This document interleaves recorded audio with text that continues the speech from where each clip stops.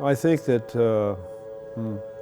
I mean, it's like my work is kind of like a gumbo of gravel, or gumbo of gravel, maybe. I don't know. I mean, and you know what that would sound like in a Cuisinart? You know, it sounds, yeah, so it's a lot of that. And, but I just keep on, you know, it's the same menu for me to just continue on with what I'm doing, and everything I do, it comes from the way I was when I was 16, 17 years old. It's just seems to be like a variation on a theme.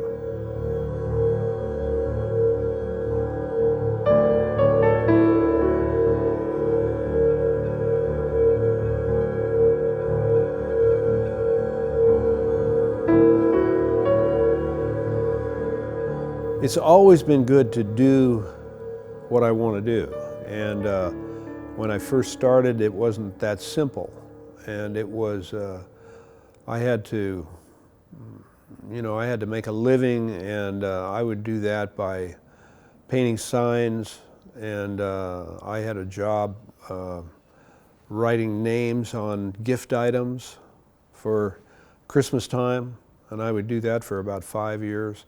I could work maybe 1 or 2 months, and then I could live almost the rest of the year on that. So I had a little bit of an income, and then I could go paint and work in my studio, and that served me well. So it's always good for an artist to have a backup, and I had a backup until I could get going. And it's always cloudy out there. There's no, you have to more or less invent your own future and see how things work. But it's a little like, you know, blind leading the blind, or I mean, you never know what's happening out there, and it's a puzzling kind of thing to try to. You can't write your own history. I mean, you just have to go on blind faith, and that seems to be what guides me.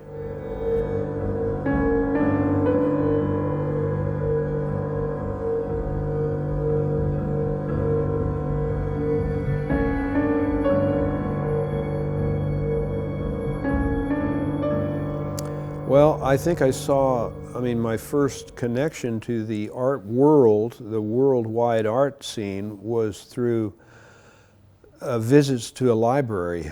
And I started looking at books on surrealism and Dada. And that had a great interest for me. And I just thought, well, this is a very unconventional and unorthodox way of approaching the world through these various means. And so seeing this work in books kind of got me going. And I didn't visit museums so much. I was not really interested in museums, and until later. And then I saw that museums had much that I missed. And so then I started going to museums.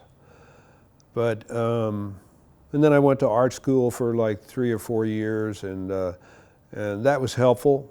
But and I maybe learned more from fellow students than I did from teachers.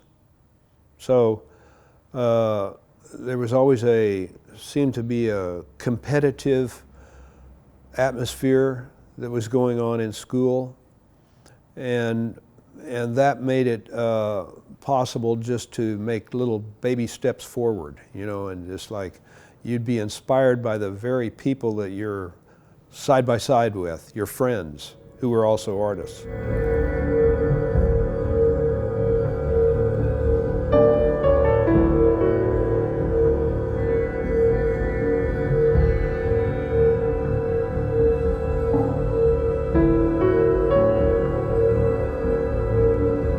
Well, there was a lot happening in this city in the 1950s. They had like progressive jazz, and there was a jazz world that was going on that didn't seem to be much in evidence anywhere else. I mean, of course it was in New York and Chicago, the big cities, but Los Angeles had what they call West Coast jazz scene, and that was lively, and those people were creating their own music and their own art, and that put together with what we were taught in school, like the abstract expressionists, and that seemed to be the prevailing method of approaching making art, was the idea of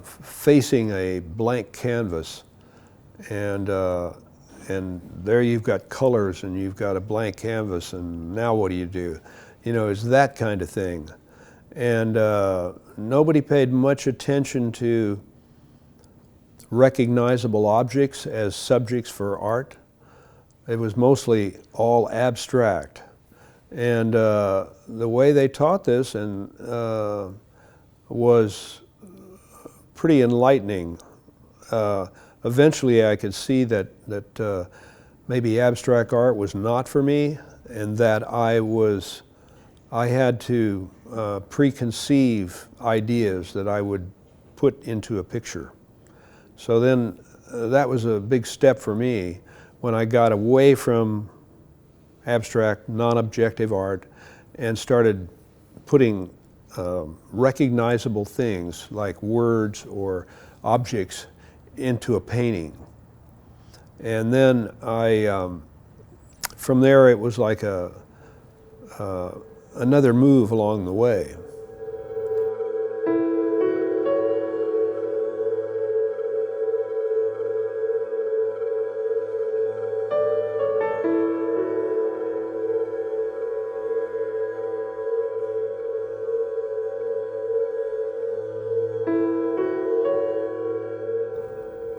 I don't know, maybe it was a life experience that kind of set me off against painting with oil paint, and I got sort of frustrated. Maybe I didn't have an artist block or a writer's block. I didn't have that. I had something else, which was like I felt fatigued from it or something, and then I was more interested in making books and working with works on paper. And so I worked for a printer. I learned how to set type, you know, from metal type. I learned how to do that. That was an aesthetic indulgence for me right there, just being able to set type and then see all these, and I worked for a book printer for a while, and so I learned a great deal from him, and I knew at some point that I wanted to do something with books, whether it was painting a picture of a book or making a book or something like that. So books had a great deal to do with my art, and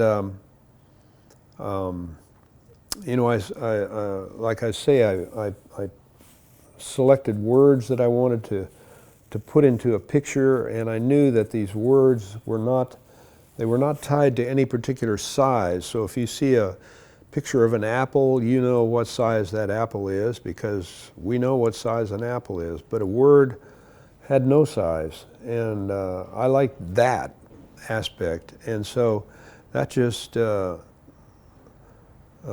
me want to get deeper into it.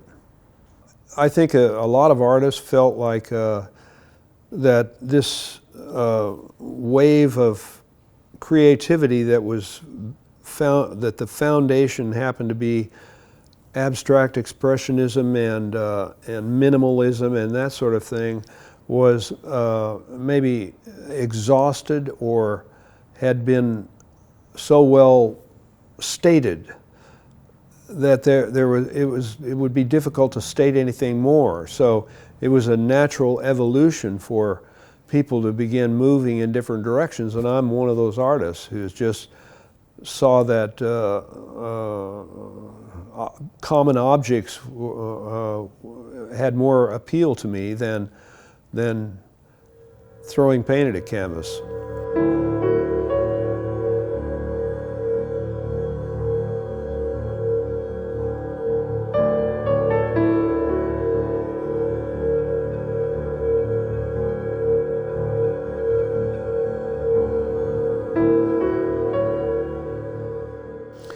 When I think about how people are going to respond to my art, it's not, I run into really a very fog bank. I mean, I can't see through it. I don't make art to communicate with people necessarily.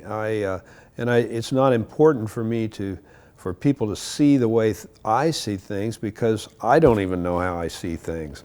I just produce things that I feel like have to be made official, and I make a picture, and it just has to, I have to satisfy myself with this, and hope that someone, whoever looks at it, can derive something from it. But there's no way to craft any kind of explaining or conceptualizing something to an audience, and so for that reason, I don't really know who my audience is in many respects. It's the way it works. I just think that the artist has to make his report. It's almost like doing a book report, except you're making it about your own work. And the observations that artists go through are not always meant for any audience, but you know, artists have to do things for themselves, and the audience is another thing. That's just, it's a baffling thing.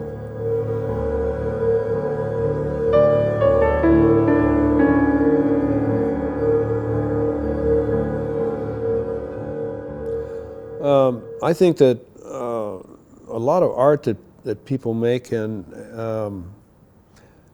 truly influence other arts too. Like, you know, a person may paint a picture and then someone says, I want to make a costume out of that. I'll use that image to make a costume. And then somebody else will come along and say, well, I feel like there's some kind of cadence or some kind of movement to that. I'll make some music out of that. And so I think music and art and all these things begin to come together. And they can actually, you know, although you're not making sounds with paintings, musicians can actually get inspired by that. Filmmakers can do that. And artists likewise can be impressed and influenced by filmmakers too, and musicians. I know I am, and it's sometimes it's hard to say where the thoughts come from, but they do, they come.